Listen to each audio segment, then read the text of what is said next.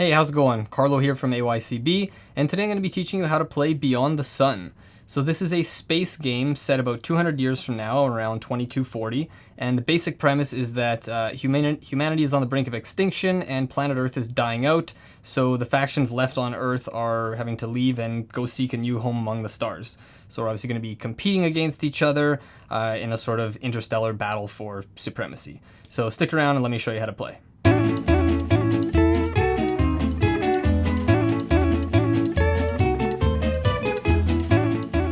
We'll go over setup for a 4-player basic game with no variants. Start by sorting and shuffling the 4 technology card decks by level from 1 to 4, then randomly distribute the 4 level 1 technology cards face up on the technology board on the spaces marked 1. Sort the event cards into their level 2 and 3 piles, then take the 2 light bordered level 2 event cards, Tyler Lee and Maya Chaturvedi, and shuffle these 2 with 4 random level 2 event cards. Distribute these 6 cards face down on the level 2 spaces. Then do the same with the 2 light bordered level 3 event cards for the level 3 spaces. Before setting up the exploration board, make sure it's on the correct side based on player count. Sort the system cards into separate A and B decks, then find the 4 starting systems from the A deck that say Start in red. Randomly choose 2 of those and place them face up on the A spaces on the exploration board. Shuffle the other 2 starting systems back into the A deck. Then shuffle the B deck and place the top 2 cards face up on the B spots. Keep both decks near the board for later. From the stack of achievement cards, take out the 2 light bordered cards, Transcendence and Empire. These achievement cards will be used in every game. Shuffle the rest of the cards in each deck, A and B, separately, then draw 1 from each deck and place all 4 of those achievement cards face up on the table where everyone can see them. Return the rest of the achievement cards to the box. Place the 4 guild cover tiles on the matching spaces on the technology board. Each player either chooses or randomly takes a faction mat along with a player aid and all components of one color. Then each player does the following steps. Place your action pawn near the basic spacefaring technology box on the technology board. Fill your population growth track with food production discs and your ore production track with ore production discs. Then set your achievement discs next to your player mat. Fill the supply columns on your faction mat with resource cubes with the supply side up. From your remaining resource cubes, place 2 at the population side up here on your player mat and the other one on the level 1 spaceship side on the Sol location of the exploration board. Each player then takes 1 ore. Finally, check your faction mat for any special setup or special powers listed, then determine starting player however you choose.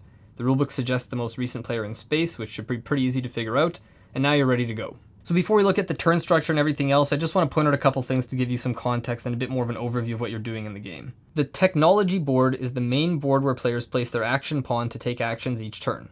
The board is a 4-level variable technology tree starting from the basic spacefaring technology box on the left and ending with the level 4 technologies on the far right. The exploration board represents a simplified navigational map of the Milky Way galaxy.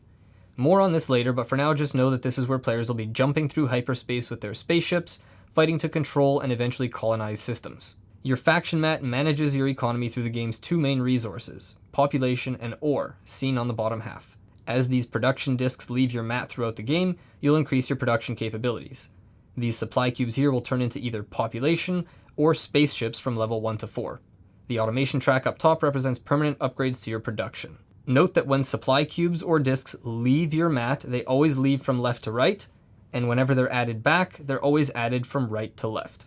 So in Beyond the Sun, players take turns in a clockwise order around the table until the end game condition is triggered, which is a certain number of achievements being claimed, at which point we check final points to see who wins.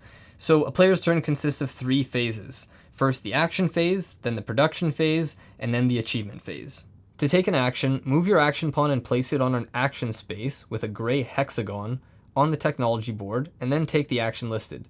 There are some rules to follow for taking an action. First, the chosen action space cannot be occupied by another faction's pawn. Your action pawn must move, so it cannot stay on the same space, but it can take the same action by moving to an open action space on the same technology, like this.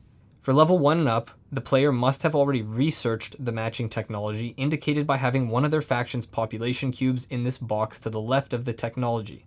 Basic spacefaring and the actions below once revealed do not have to be researched, and those are always available to all players. This symbol here means you have to pay 1 additional ore to take that action if you place your action pawn there. So you have to be able to pay for an action in full before you actually perform it, and you also have to be able to resolve the effect in order to take that action. So you can't just take it just to block another player.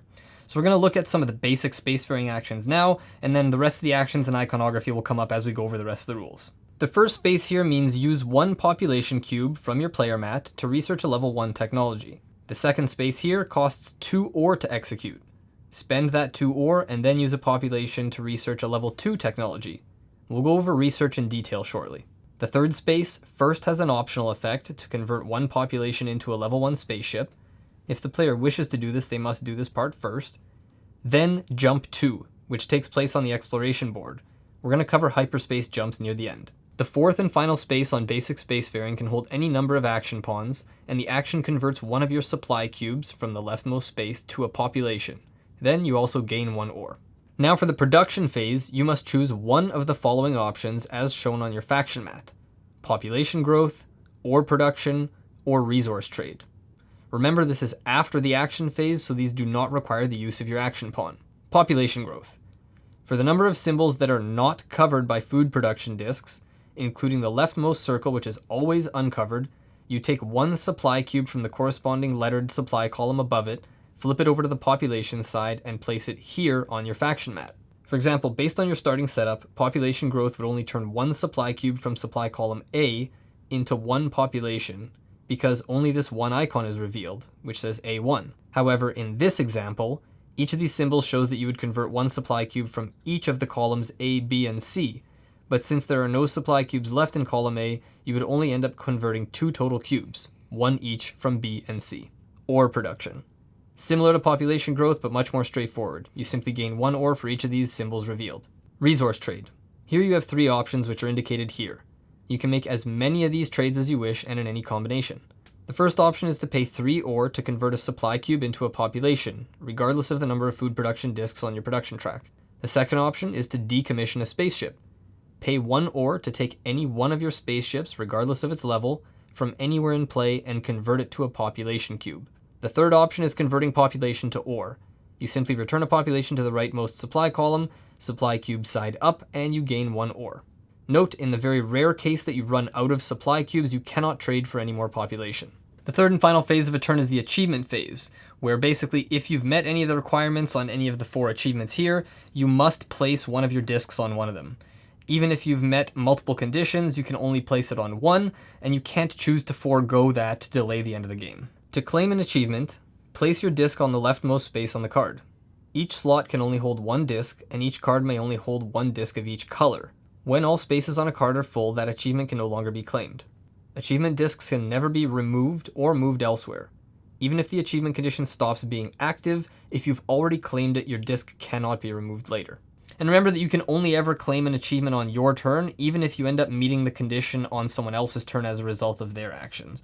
So that's, again, what a turn is. Action phase, production phase, and then achievement. The end of the game is triggered when 4 total achievement discs have been placed on achievement cards, regardless of which cards they're on or the colors of the discs. So once that happens, just finish the current round, ending with the player to the right of the starting player, then play 1 more full final round. Achievements can still be claimed by players even after the endgame condition is triggered, so there can be more than 4 of those achievement discs out in play. And then yeah, basically you'll just count the final points to see who wins. So we're going to save final scoring to the end, and for now we're just going to look at researching a technology. So as we saw before, when you see this, which means to research a technology, you take a population from your faction mat and place it in the box to the left of a technology space. If you also see this symbol with the eye, it means you can only research an already discovered face-up technology. So to research a technology, first start by choosing a technology slot that meets the following 2 conditions. It cannot be a slot that you've already researched, and it also has to be a slot that you have the prerequisites for. To determine prerequisites, you must have already researched all the technologies connected directly to the left of it via the blue lines. Level 1 technologies do not have prerequisites, since every faction starts the game with access to that basic spacefaring technology space. Next, take a population cube from your faction mat and place it in the research slot for the technology space you chose. Other players' cubes do not block yours, as multiple players can each have 1 population cube on each space. Also important to note, once a population cube has been used for research, it'll remain there for the rest of the game. After placing your population, if this is an undiscovered level 2 or 3 technology slot, reveal the event card covering the slot, read it, and resolve its effects immediately. Then discard the card unless it says otherwise. Now, if you just researched an undiscovered spot, it's time to choose a new technology card to go on the board, which will grant new actions and abilities. First, determine the technology type by examining the type/color of each prerequisite technology one level to the left, indicated with a small triangle on the right of the prerequisite card. If there's only one prerequisite, or both are of the same type, that'll be the type of the newly discovered technology. If there's more than one prerequisite type, the player chooses which of the two types. Next, reveal cards from the technology deck of the appropriate level until 2 technology cards match the chosen type or color that were revealed, using the large triangle on the left side of the card to match. If the large triangle is split into 2 colors, the card represents a hybrid technology that matches either type. Cards that do not match are set aside for now. Choose one of the matching cards and place it on the chosen slot. The one you didn't choose, along with all the unmatching ones you set aside, get placed face down on the bottom of the same deck in random order. Do not shuffle the deck. The 4 types of technologies have different characteristics. There's scientific, which is blue, economic, green, military, red, and commercial, yellow. You can find more info about these in the rulebook. The final step of research, after placing the technology card, is to gain the immediate bonus if there's a box labeled immediate in red. This is a one-time bonus, and you only receive it at the time you research that technology, even if another player previously researched it before you. Any other effects shown on the card that aren't part of that immediate box do not come into play now. They're either action spaces that can be used on future turns, or there might be a permanent ongoing effect. Now let's talk about how you can automate your production, which is a way to increase your aura and population growth. When you see this, it means you take a production disk from the matching track on your mat and place it on the automation track above, starting from the left. If there are no more production disks of that type, instead use an achievement disk as a placeholder. It does not count as an achievement. If all 7 automation slots are filled, place any additional disks to the right of the track. Not only will this increase your production going forward, but certain levels provide victory points at the end of the game, as shown below. Each disk past level 7 is worth 1 point each. Disks added to the automation track will never be removed. Now let's take a look at the exploration board, starting with spaceships. You've already seen this spaceship icon earlier in the video. These ships are used on the exploration board to control and colonize systems. Various actions throughout the game will allow you to build a spaceship, often by converting a population or supply cube. The new spaceship can be built either on Sol, or on any shipyard system that the player controls. Control is determined by the presence of an outpost disk, which we'll cover in detail shortly. In the rare event that a spaceship appears on a location that you don't already control, system control might actually change and effects may trigger, which we're going to look at when we get to the hyperspace jumps later. When you see this type of icon, it means you upgrade one of your own ships by rotating the selected spaceship cube to the new level. A spaceship can never exceed level 4. Now let's talk about jumps. The jump number here is the number of movement points you may spend on ships. For each movement point, you may move one ship by one connected line segment in any direction. You can use all movement on the same spaceship, or you can divide it between more than one ship as you'd like. All movements are considered simultaneous, so resolve all movement before completing the next steps. You don't have to use all your movement points, but you cannot save any for later. Next, you'll check for system control and build outposts. So locations on the exploration board with food or ore symbols attached are systems that can be controlled. The faction with the most powerful fleet in a system builds an outpost there and benefits from the improved production by having that disk off their faction map. System cards and shipyard systems on the board are controllable, while Sol and Deep Space are not controllable. To determine control of a system, if the system has no ships, the faction that moves one or more ships there and leaves at least one ship on the system gains control. If there's another faction on the system, the new faction needs to have a higher military power than the current controlling faction in order to steal control of the system. The power of a fleet is determined by the total sum of all levels, not the number of cubes present. Outposts do not add any power to the factions that own them. If any of the controlling faction's spaceships leave a system and another faction now has the higher military power, that faction takes control. If, instead, any ships leave a system and multiple remaining factions tie for the highest power, the faction that is leaving loses control of the system and returns their outpost disk to their faction mat, but neither of the tied factions takes control, as neither one has the higher military power. If all of the controlling faction's spaceships leave a system and no other ships are there, the faction retains control of the system. When you gain control of a system, immediately build an outpost on it by taking the leftmost production disk from the matching production track and place it on the location. If a system has more than one specialty, you choose which disk to place there. If you have no more production disks of a matching type, you must place an achievement disk on there as a placeholder. When you lose control of a system, return your outpost disc to the matching production track. The new controlling faction, if any, then places their disc in its spot. If you took control of a system from another player, you do not have to choose the same type of outpost. The outpost represents which faction controls a system, which is needed for shipbuilding and colonization. After determining control, some systems might provide additional effects. This icon here means you immediately gain this bonus after gaining control of a system, regardless of whether a previous player had control or not. This could even trigger for you on another player's turn if they leave a system and you gain control of it on their turn. However, the bonus is not applied again when the system is colonized. If you gain control of multiple systems on the same turn, you can choose in which order to trigger the effects of the bonuses, and it's also worth noting that each outpost disc that you have left on the exploration board at the end of the game is worth 1 point. And finally, colonization. Only system cards with this symbol are colonizable. Shipyard systems, Sol, and deep space cannot be colonized. First, you would determine eligibility. So in order to colonize a system, you must have control of the system with an outpost disc on the card, and you must have the minimum required military power on that system, shown here inside the colonization symbol. The power of enemy ships does not matter for colonization purposes as long as you control the system. Next, return a number of spaceships in the system that add up to the required military power or more. Basically, these become settlers on the new colony and are returned to your faction mat on the supply cube slots. You can return more power than required, either by choice or out of necessity, like changing in this level 2 and level 4 ship to colonize a 5 power system, but you do not get change for the difference. After you colonize a system, move all remaining spaceships, including your own if there are any, to the deep space location. Then take the system card along with your outpost disc and keep it in front of you. Then replace the empty slot on the exploration board with a new card from the matching A or B deck. If you run out from either deck, draw from the other instead. If both run out, leave the slot empty. Then place another production disc matching the system's specialty on the system card, therefore having 2 production discs on the card. If the system has multiple specialties, you may choose one and the new one does not have to be the same type as the first. If you have no more production discs of a matching type, use an achievement disc as a placeholder. Finally, gain the bonus at the bottom of the card immediately. The point value here will be scored at the end of the game.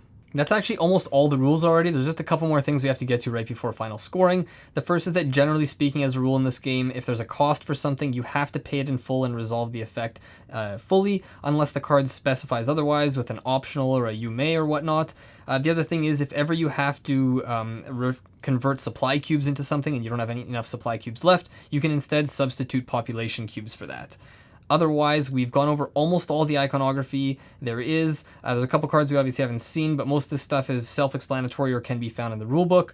Other than that, let's get to final scoring. Final scoring works as follows. First, score 1, 2, or 3 points, respectively, for each of the level 1, 2, and 3 technologies you've researched, as well as points for level 2 or 3 private technology card bonuses in front of you. Then, score points from level 4 technologies, which are normally based on a specific condition printed on the card. Next, add up all point values for as far as you reached on the automation track. If you have any extra discs here on the rightmost space, each one is worth 1 additional point. Then score points for each of your colonized systems. Score 1 point for each uncolonized outpost disc on system cards or shipyard systems. Then each non-controllable location, Sol and deep space, scores 1 point for the faction or factions with the highest military power. Tied players get the same amount. Score points for each event card you have. Finally, each player scores points for each of their achievements. And the player with the most points wins. If there's a tie, players count up the total number of production and ore discs on their track, and the player with the fewest of those remaining wins. In other words, the player who had the best production. If it's still tied, then it goes to the player with the most population cubes, and if it's still tied, then it goes to the player with the most remaining ore. At that point, if it's still tied, players share the victory. And that's how you play Beyond the Sun. There's also an expert variant laid out in the setup booklet in case players want more control over which technology cards will come up and be added to the technology tree, and it's also worth noting that if you're playing with 2 or 3 players, the setup rules are a bit different, as is the endgame condition. So otherwise, you have everything you need now to jump into your first game of Beyond the Sun. So I hope this helped you out. If you like this video, please consider giving it a like, subscribe to our channel for more videos like this, or tell a friend about us. Otherwise, thanks for watching, and we'll see you next time.